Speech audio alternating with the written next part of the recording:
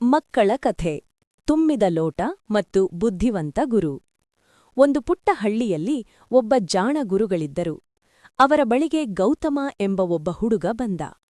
ಗೌತಮನಿಗೆ ಒಂದು ಕೆಟ್ಟ ಅಭ್ಯಾಸವಿತ್ತು. ಅದೇನೆಂದರೆ ಯಾರೇ ಏನು ಹೇಳಿದರೂ ಕೇಳಿಸಿಕೊಳ್ಳದೆ ಸುಮ್ಮನೆ ವಾದ ಮಾಡುವುದು, ಅಂದರೆ ವಿತಂಡವಾದ. ಗುರುಗಳು, ಗೌತಮ, ಸೂರ್ಯ ಪೂರ್ವದಲ್ಲಿ ಹುಟ್ಟುತ್ತಾನೆ ಎಂದರೆ ಗೌತಮ, ಅಲ್ಲ ಗುರುಗಳೇ, ಸೂರ್ಯ ಅಲ್ಲೇ ಇರುತ್ತಾನೆ, ಭೂಮಿ ತಿರುಗುತ್ತದೆ, ಹಾಗಾಗಿ ನಮಗೆ ಹಾಗೆ ಅನ್ನಿಸುತ್ತದೆ ಅಷ್ಟೇ ಎಂದು ವಾದಿಸುತ್ತಿದ್ದ. ಗುರುಗಳು ಹೇಳುವ ಪ್ರತಿಯೊಂದು ವಿಷಯಕ್ಕೂ ಅವನು ಏನಾದರೊಂದು ಅಡ್ಡಮಾತು ಹೇಳುತ್ತಿದ್ದ.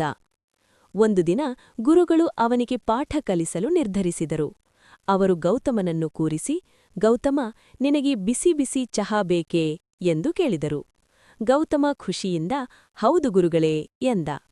ಗುರುಗಳು ಒಂದು ಖಾಲಿ ಲೋಟ ತಂದು ಅವನ ಮುಂದಿಟ್ಟರು.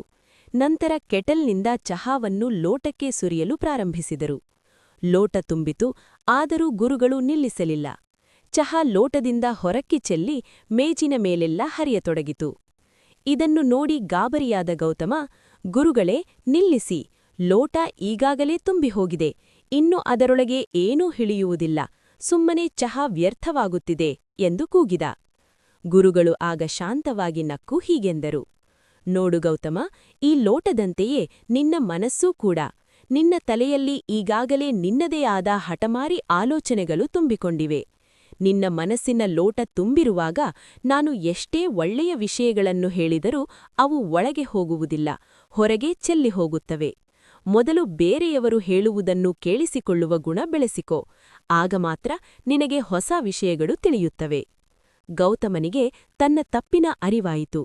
ಅಂದಿನಿಂದ ಅವನು ವಾದ ಮಾಡುವುದನ್ನು ಬಿಟ್ಟು ಮೊದಲು ವಿಷಯವನ್ನು ಪೂರ್ತಿಯಾಗಿ ಕೇಳಿಸಿಕೊಳ್ಳುವುದನ್ನು ಕಲಿತನು.